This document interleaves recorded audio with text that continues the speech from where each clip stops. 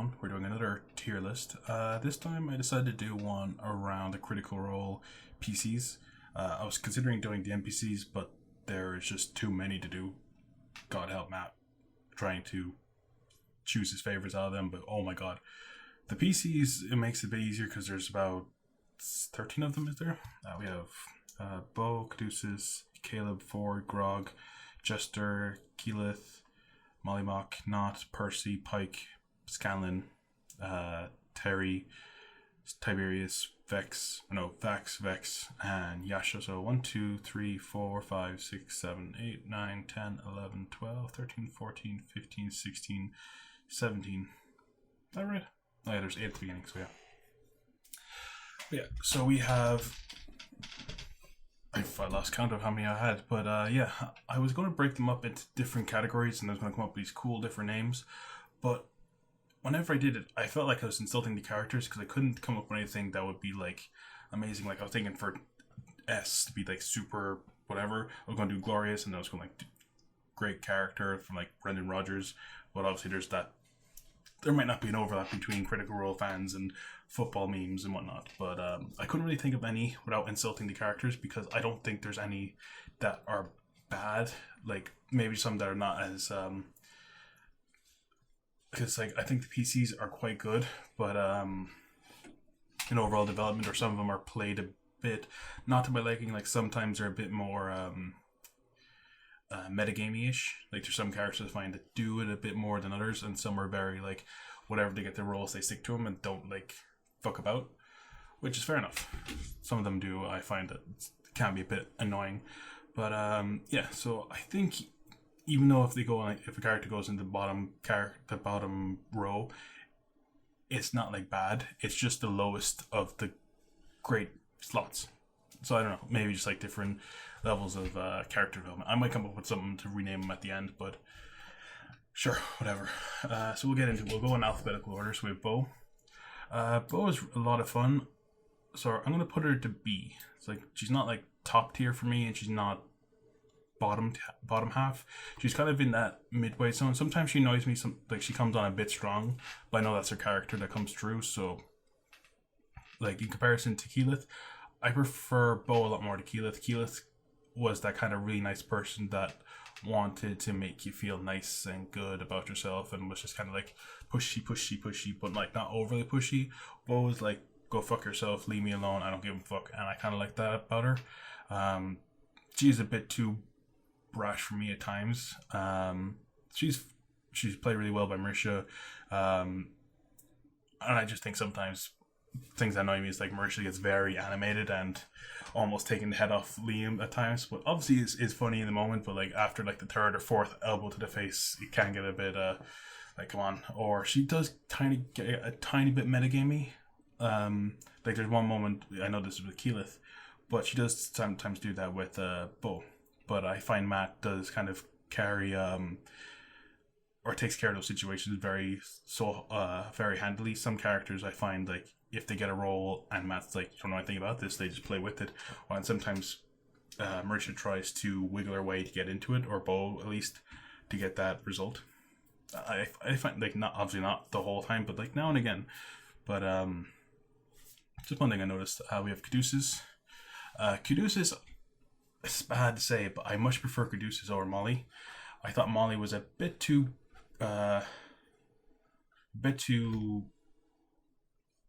oncoming for me, and also Talison's Irish accents really annoyed me because it's this stereotypical top of the morning kind of thing, and then it just kept going between like English and Irish and American, and like it wasn't very consistent.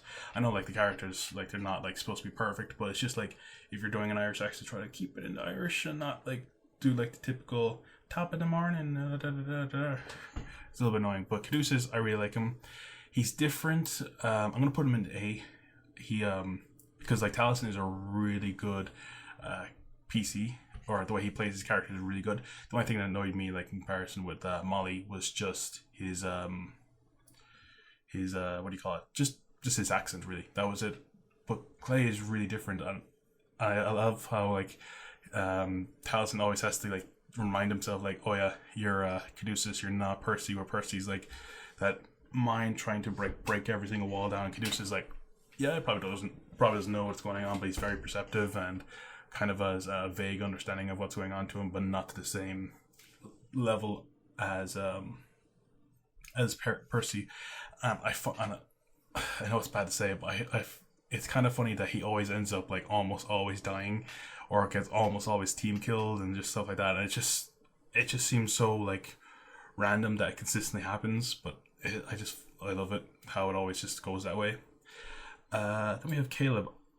At the start of campaign 2, I probably would have put Caleb down here because immediately Liam started doing the angsty, angry teenager thing and like what he had with Vax. I thought it suited Vax, but I thought going straight back into it, I was afraid that this was going to be Liam's what do you call it? Get rid of this. Liam's standard way of playing. But since the campaign's gone on, I've actually put him up to an A rank for me. He's still like some of his stuff is a little bit too secretive for my liking, but that's just me. I prefer characters a bit more open and easier to read. But Caleb keeps everything very tight to chest, so we're not probably going to find anything majorly about Caleb, because I think like even though he has shared a lot, I'd say he's only shared about 30% of what he's willing to share. Like I think he has like a lot more information he could provide.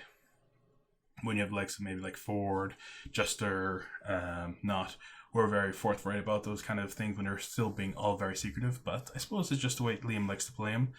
But yeah, Caleb is a great character. He plays him really well. At the beginning, like I was saying, he kind of annoyed me with that kind of angsty style. But eventually they broke him out of that shell and he's kind of becoming more open.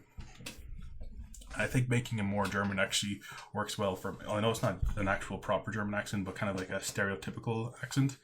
I suppose that's something similar you can say about Talison's Irish accent to Caleb's German. It's not like an exact, or it's probably not even proper German, but it has the stereotypical Hollywood accent. But he's a lot of fun, great to watch. And I love how seeing Liam figure stuff out. Where I found sometimes Vax was a little bit more like just go and don't ask any questions, like knock people out and finish the fights as soon as possible. Caleb sometimes wants to figure things out and thinks about it. He still like finish things off like in the damage dealer to boot, but he's a little bit more, he thinks a bit more about it. Then we have Fjord. Fjord is probably one of my favorite characters. Because I just love Travis. Travis is probably the best player on the table, just because he's always the most engaged. He always gets scared the most. He might not take the best notes. Like Marisha definitely, without a shadow of a doubt, takes the best notes. Then maybe Sam next. But Travis tends to play his characters perfectly, and he never really breaks character except if he gets scared or to go into fights and he goes like, yeah. But like that's my favorite player. I think the way he delivers the characters is just up there as well, like perfectly portrayed. Obviously, we can't really gauge it off of his thing, but he always stays in character. He's never very metagamey. Actually, I wouldn't say he's metagamey at all. He always goes to his roles. He never fluffs his roles. Like a good example is, obviously, spoilers alert if you haven't watched campaign 1, but after the fight against the male Sphinx in the snow tundra with Cravenedge, when he should have rolled a disadvantage, he rolled straight, succeeded, and then said it to Matt, and Matt was like, well, he should have to re-roll it, and obviously failed then. But like, if it was another player, they might just let it pass. But obviously Travis wanted to be a stickler for the rules, stuck with it, and just made sure. And he's great. Like his characters are great, and his story for Fjord is really interesting as well. And especially how he's portraying him with his his patron, Ukatoa. He got it under voice as well. But yeah, the way he's portraying him and his character development with I was going to say the Allspark, but it's not the Allspark. Allmother? I can't remember. The Caduceus' patron, and how he became a paladin with her, and just that development with the character cycle. Obviously, if you're watching this, I probably should give a spoiler warning. I'll do one at the beginning. But yeah, he's definitely one of my favorites.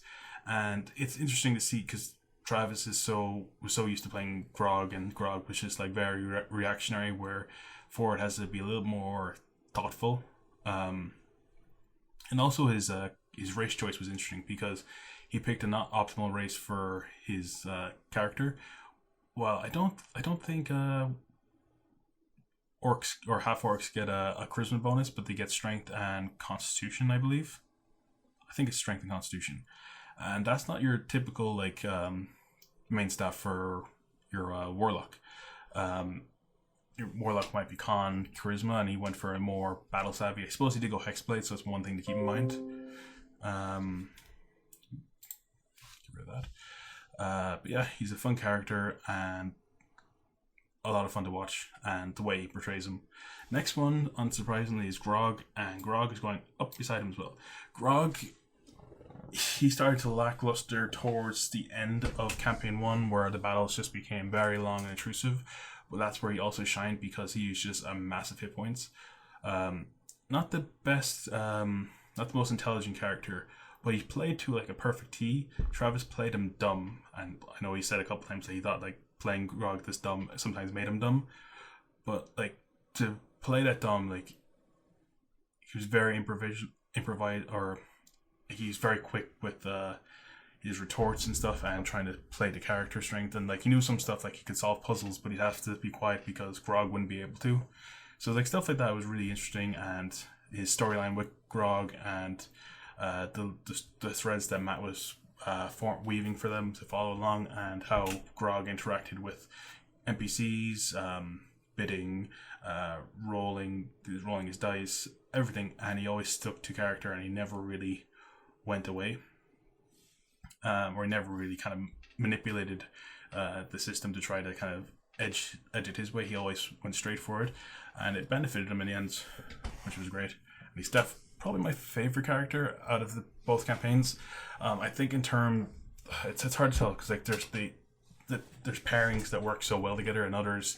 I think Grog on his own is probably my favorite, but the best pairing is probably maybe Caduceus and Fjord, or even Nott and Keyleth. But that's anyways. We'll get to the next one.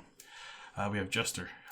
Jester is played brilliantly by Laura. She's probably the best character or best actor at going with the players, the other players, like working off them and getting them to open up and stuff, and going through it, and then her randomness. And we have dust on the screen there. Just the random outbursts you could get with her is just hilarious, and you never know what you're going to get. It's very similar to Scanlan in campaign 1. She's that kind of new random character throwing everything but the kitchen sink at you. And very emotional, very childlike, but we're starting to see her develop a bit more, which is great to see and really enjoyable. So we'll hop on to the next one. And next we have Keyleth. Keyleth, I don't know. Keyleth was a great character, and everything about her storyline was great, but she just kind of irked me a little bit. I think it was just because she was too kind and too nice and too sweet and whatnot, just like kind of pushovery. I don't know. It was one of those things like in comparison to the rest of the party, like, and I think where like Percy and Vex had an interesting relationship, Vax and Keyleth's one was a little bit more. I don't think it was like organic. It seemed a little more manufactured of sorts, and that's just one of the things where I thought like her character development, obviously like her having that character development obviously helped implement her to stay in the group, because at one stage Marisha was thinking that if the way that they were just kind of murdering people left and right, then Keyleth was eventually probably leave because she's like, I'm after joining a bunch of serial killers or something. But yeah, she's really good. Her storyline's good. Her in terms of playability and her DPS and stuff as she got into higher levels was great. She did have a lot of tweaks where like she's basically an avatar of sorts, so she had a lot of extra bits and bobs that was kind of thrown to her. I thought it was a bit biased from Matt, but obviously he basically made a character an alteration from Pathfinder to 5e, so there might be a bit of overpoweredness in Pathfinder and then transferring it to 5e kind of lost in translation. Same thing with Percy. Percy was very powerful, but he kept tweaking it slightly. I don't think he tweaked Keyleth that much. Maybe he should have at some of the mid-tier levels, although she did balance it out with having quite a weak, I wouldn't say weak, but not the highest overall constitution score, so it balanced out too well. So she was a bit of a glass cannon when she was in her base form, but if she was in one of her not polymorphs, wild shapes, she was a bit tougher. But I suppose that's just the way the party was, that there was a lot of damage dealers and very few spellcasters, and that she was a bit more of a hybrid of the two. She was good, but like not the most amazing character, in my opinion. Still not bad, but like not amazing. Probably in that weird mid-tier mark. Then we have Molly. Molly was good. Obviously we didn't get to see a lot from him, but from the early parts that we saw, like I said before when I was talking about Caduceus, his accents and portrayals of the Irish accent was very annoying, and it was just the stereotypical top of the morning, worth my pot of gold. Obviously, I know it wasn't to that level, but it was very reminiscent of it, and his dynamics with the group was a bit random. I don't think Talison's character. Obviously I know one of the main things was that Molly's death was the best thing for the group because it brought everyone closer together and more tied together. So it's a weird one. Like, he didn't suit the group, but when he died, he made the group stronger. It's a weird one. I liked his abilities, and I think maybe he should have gone for something that wasn't homebrew, because he, in terms of like player balance, and also having Ashley as the main damage dealer of the party, or the fighter, taking her constantly stepping out and stepping back in and out and in and out and in, it kind of screws with the party balance, because then that forces Mollymauk to become the front fighter of the group. Where that if Yasha wasn't there, it'd be between Fjord and Molly, and since Fjord is quite a glass cannon, like, he can deal damage, but he is not as beefy, where you can get hit and go down quite quick, and then you're kind of screwed with the numbers then by Taliesin then deciding to make a cleric that balanced out the party dynamic, allowing some of the other characters to come into their own, and that allowed Beau to eventually step up into that main damage dealer. At the early level, she's not as much as of a mainstay fighter as she is now. She's still a glass cannon, like, she can still get hit hard, and she doesn't have the highest hit points, but she does have a high AC, so she's a bit of a weird balance in there. But yeah, Molly's good. Accent annoyed me a tiny bit, and I think he was gone too soon for us to really engage with him and judge him. For C we have, for next we have Nott. I'm gonna put Nott into C. I quite like Nott's character, and it's hard to gauge where she is. Her story is really interesting, but her beginning was a bit weird with the button fascination. So it's hard to tell whether or not that wasn't Sam's initial plan for her, or if she was to have always been Beth, and eventually transform back into a halfling. I think it's halfling. Yeah, halfling. It's hard to tell. She played really well. Sam is a really good improv actor, and he's able to kind of pick up on the threads that Matt's spinning. Like, examples being the Percy's pistol, how it was infected with the demon or the spirit, whatever it was, and just being able to realize that if you destroy it, it'll destroy the spirit. And it was just like how he picks up on those abilities, and in like the big boss battles, he also sacrifices himself ahead of the group, which is always a very noble thing to do. I don't think a lot of people realize that he does it so regularly. I think some people actually do recognize it, but yeah, it's just interesting. He's good. The early stages with Nott was just a little bit confusing, and how where he is now. If I was to base him off now, I would probably put him in A or S. But for just where he is now and that weird kind of maybe 40 episodes of building up Nott, it's hard to gauge. But other than that, she's a really good character, and she'd probably go up higher as the episodes progress.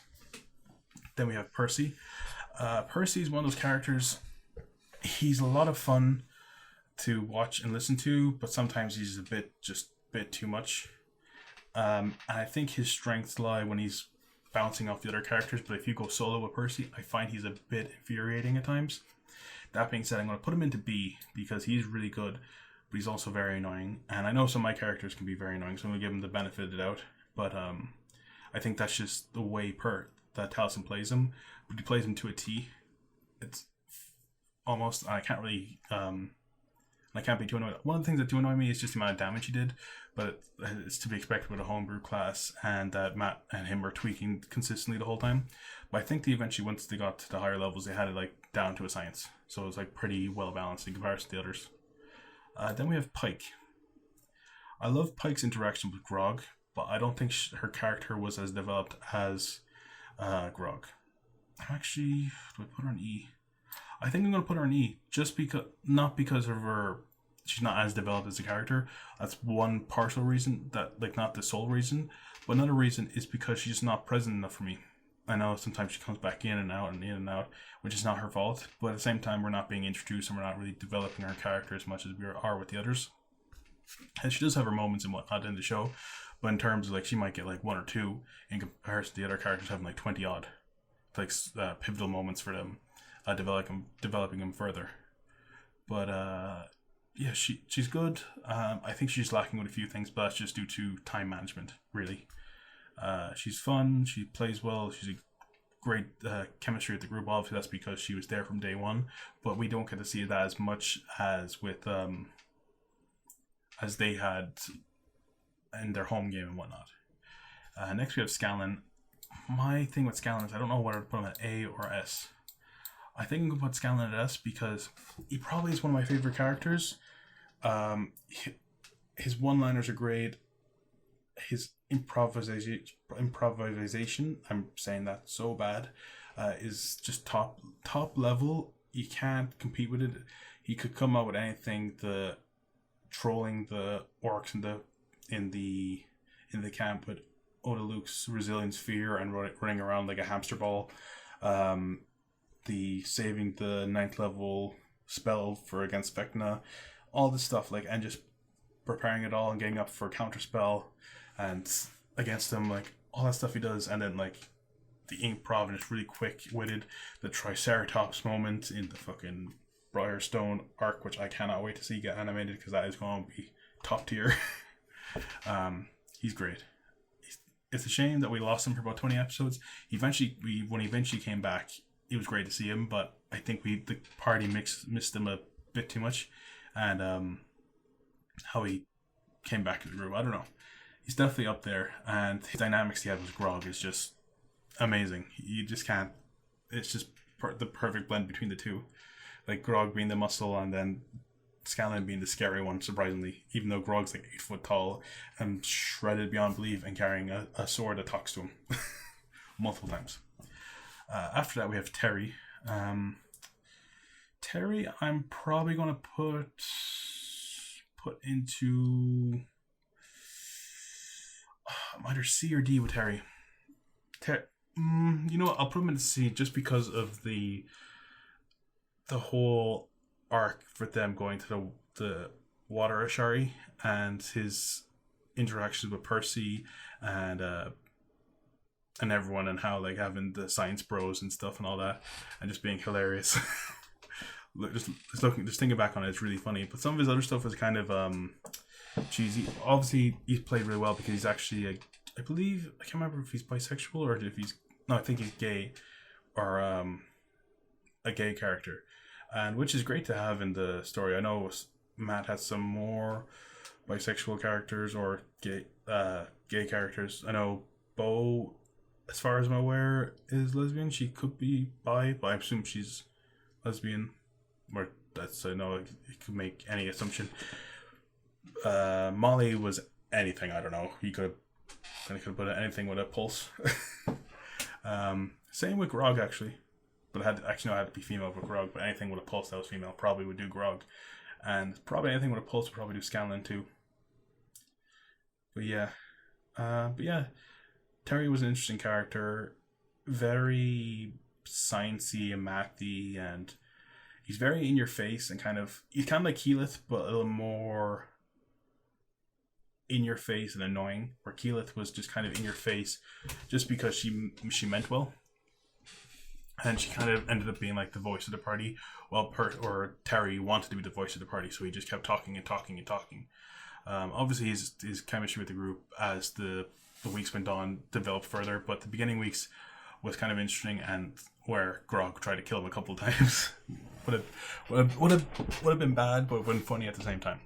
So it's a weird one. Tiberius. Maybe we should have made an F, Frank, or maybe put Pike up into D. But anyways, we're going to put Tiberius into E. Tiberius was an interesting character made by what's his name? Is it Akoba? Ochoa, something like that. One of the guys who was in the original 8 members of Critical Role, of the players at least. Or is it Ryan? I can't remember his name.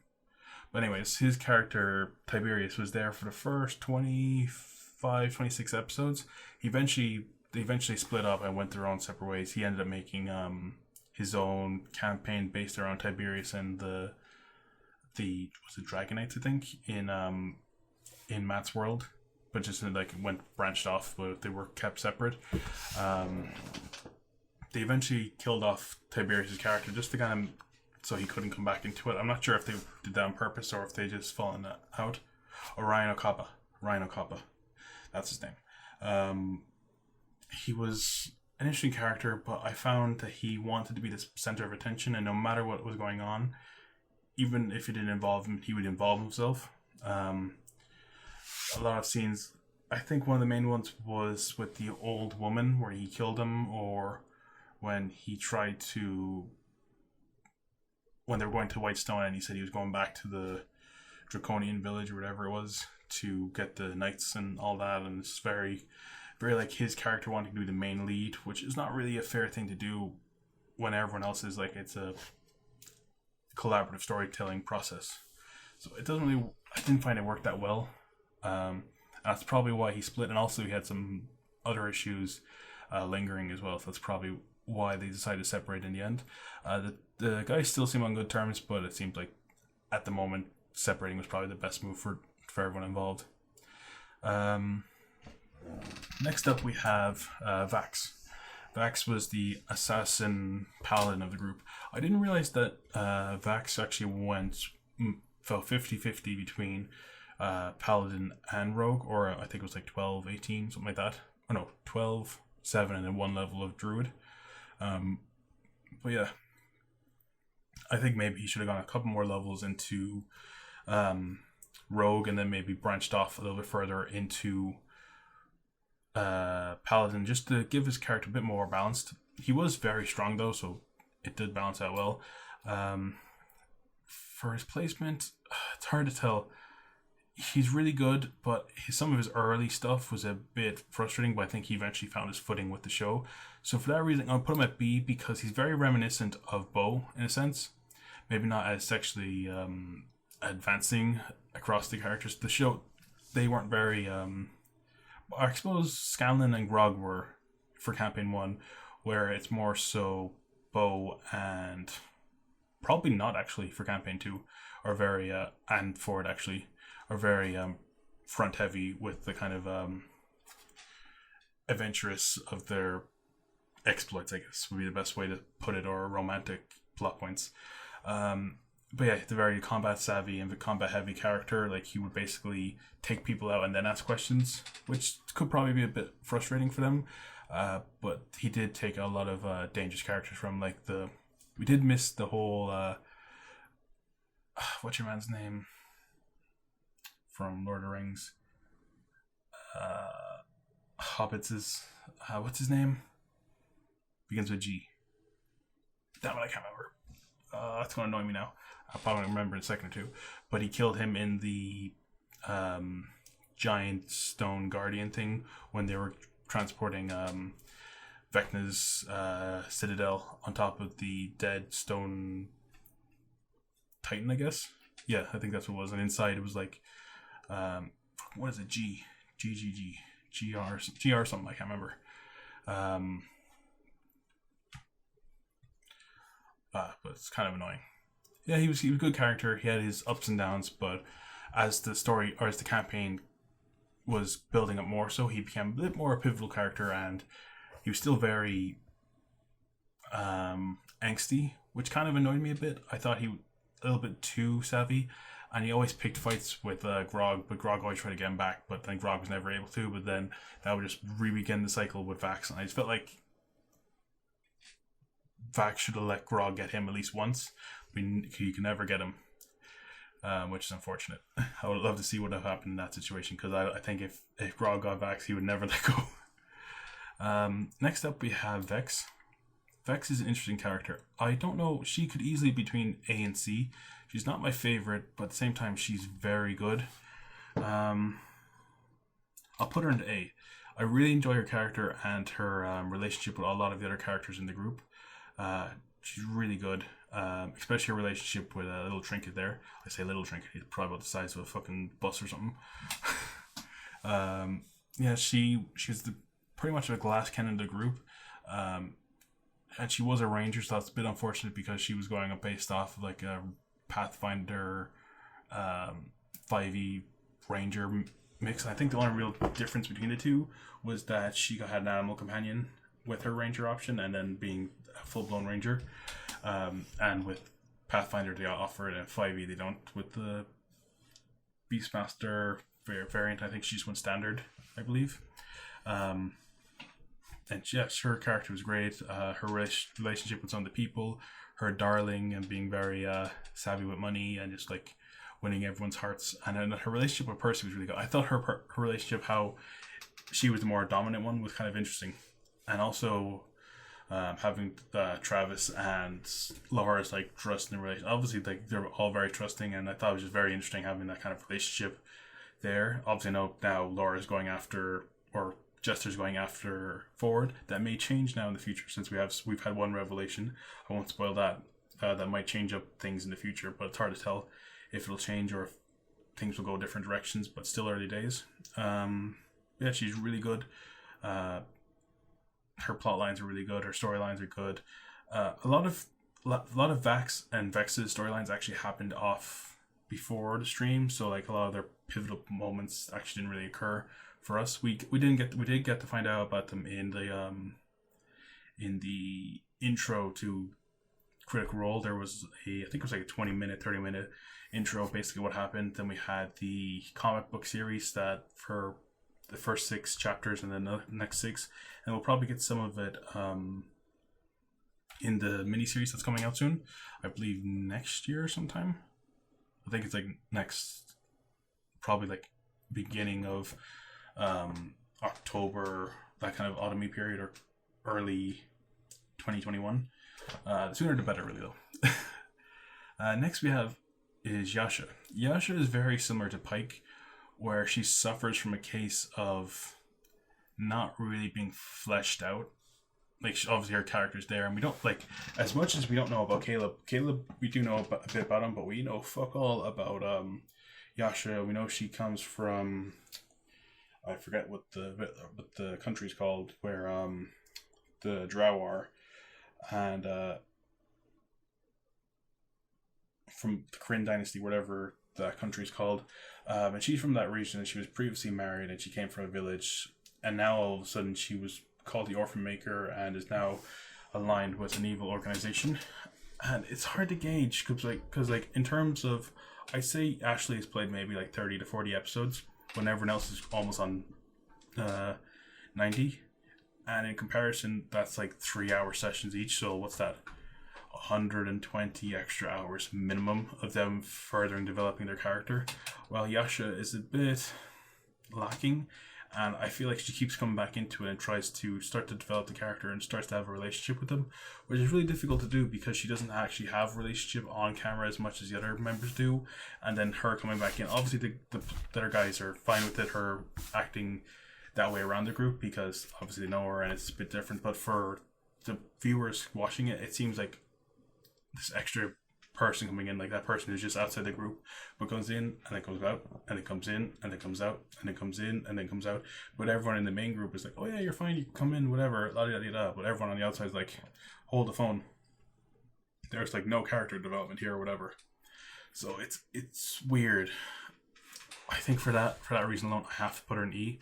She is good. I think hopefully her character will develop once Blind Spot is over.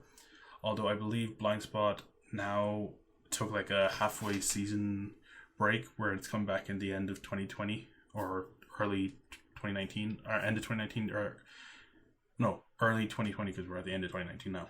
So yeah, it's hard to gauge how that will be. But yeah, this is my list of my favorite characters from Critical Role. Top rank being Fjord, Grog, Scanlan. The second tier being Caduceus, Caleb, and Vex. Third being Beau, Jester, Percy, and Vax.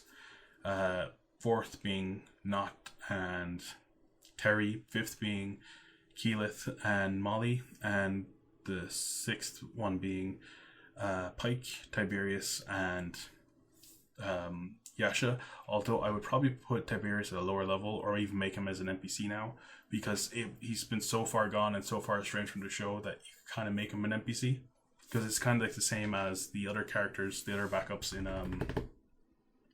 the other PCs in the other campaigns, like Severe,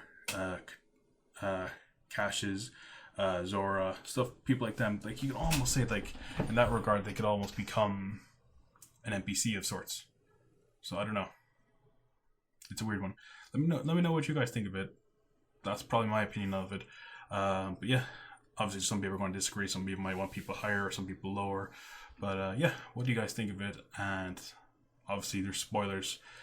So I'm only as far as episode 86. So yeah, so like that's where all I can gauge from. So I don't know if there's any new characters that have been introduced since then. But yeah, obviously I'm going to put a little spoiler thing at the beginning of it and in the description. So if you guys are jumping into it, I will be going probably from like episode 50 thereabouts.